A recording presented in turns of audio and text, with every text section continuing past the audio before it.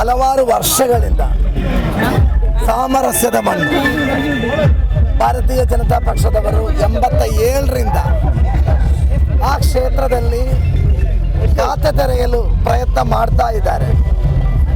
ಈ ಸಲದ ಚುನಾವಣೆಯಲ್ಲಿ ಇಲ್ಲ ಸಲ್ಲದ ಆರೋಪಗಳು, ಅದೇ ರೀತಿಯಲ್ಲಿ ಸಾಮರಸ್ಯವನ್ನು ಕೆಡಿಸುವಂಥ ಪ್ರಯತ್ನವನ್ನು ಕೂಡ ಮಾಡಿದ್ದಾರೆ.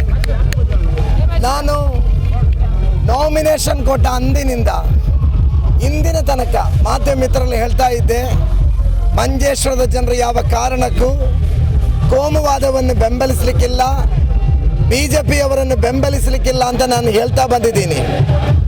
ಅವರು ಆವಾಗ ಹೇಳಿದ್ದು ನಾವು 89ಕ್ಕೆ ಸೋತ ಕ್ಷೇತ್ರ, 745 ಒಟ್ಟಿಗೆ ಸೋತ ಕ್ಷೇತ್ರ. ಇವತ್ತು ನಾವು ಯಾವ ರೀತಿ ಅವರಿಗೆ ಏಟು ಕೊಟ್ಟಿದ್ದೇವೆ ಅಂತ ಹೇಳಿದರೆ 30,000 ಮತಗಳ ಅಂತರದಿಂದ ಭಾರತೀಯ ಜನತಾ ಪಕ್ಷವನ್ನು ಮಂಜೇಶ್ವರದಲ್ಲಿ ಎಂದೆಂದಿಗೂ ಈ ಕಡೆ ಬಾರದಂಥ ಒಂದು ಫಲಿತಾಂಶವನ್ನು ಮಂಜೇಶ್ವರದ ಮತದಾರರು ನೀಡಿದ್ದಾರೆ. ಈ ಮಣ್ಣು ಗಡಿಯಲ್ಲಿ ಇಲ್ಲಿನ ಹಿಂದೂಗಳು, ಮುಸಲ್ಮಾನರು, ಕ್ರೈಸ್ತವರು ಬಹಳ ಸಾಮರಸ್ಯದಿಂದ ಬಾಳುವಂಥ ಭೂಮಿ. ನಾವು ಆ ಶಾಂತಿಯನ್ನು, ಆ ಸಾಮರಸ್ಯವನ್ನು ಎತ್ತಿ ಹಿಡಿದಿರೋ ಮಂಜೇಶ್ವರದ ಜನರಿಗೆ ಹೃದಯದ ಅಂತರಾಳದಿಂದ ಕೃತಜ್ಞತೆಗಳನ್ನು ಈ ಸಂದರ್ಭ ಸಲ್ಲಿಸ್ತಾ ಇದೆ. ಇನ್ನೊಂದು ಕಡೆ ನಿಮ್ಮ ಪಾರ್ಟಿ ದೊಡ್ಡ ಮಟ್ಟದ ಒಂದು ನಂಬರ್ ಆಗ್ತಾ ಇದೆ, ಸರ್ಕಾರ ರಚನೆ ಅಂತ ಮಾಡಿಂದ ಜಾಸ್ತಿ ಹೋಗ್ತಾ ಇರುವಂತ, ಇದು ಎಷ್ಟರ ಮಟ್ಟಿಗೆ ನಿಮ್ಗೆ ಖುಷಿ ಇದೆ? ನೋಡಿ, ಕೇರಳದಲ್ಲಿ 10 ವರ್ಷಗಳ ಎಡಪಂಥೀಯ ಸರ್ಕಾರ ದುರಾಡಳಿತಕ್ಕೆ ಎದುರಾಗಿ ಕೇರಳದ ಜನರು ಕೂಡ ತೀರ್ಪು ನೀಡಿದ್ದಾರೆ.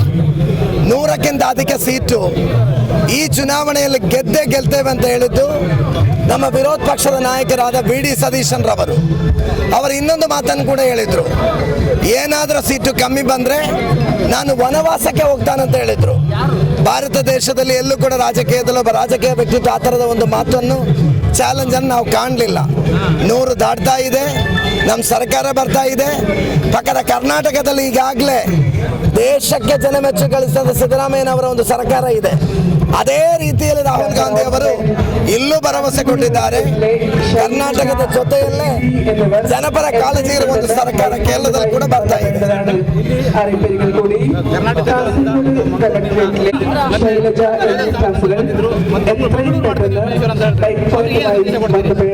ನೋಡಿ, ನನ್ನ ಚುನಾವಣೆಯಲ್ಲಿ ಕರ್ನಾಟಕದ ಮುಖ್ಯಮಂತ್ರಿಗಳು ಶ್ರೀ ಸಿದ್ದರಾಮಯ್ಯನವರು ಪ್ರಚಾರಕ್ಕೆ ಬಂದಿದ್ದಾರೆ. ಆ ಎಲ್ಲಕ್ಕಿಂತ ಮಿಗಿಲಾಗಿ ಕರ್ನಾಟಕದ ಅಲ್ಪಸಂಖ್ಯಾತ ಮಂತ್ರಿಗಳಾದ ಜಮೀರ್ ಅಹಮದ್ ಖಾನ್ ರವರು ಪ್ರಚಾರಕ್ಕೆ ಬಂದಿದ್ದಾರೆ. ದಿನೇಶ್ ಗುಂಡೂರಾವ್ ಅವರು ಪ್ರಚಾರಕ್ಕೆ ಬಂದಿದ್ದಾರೆ.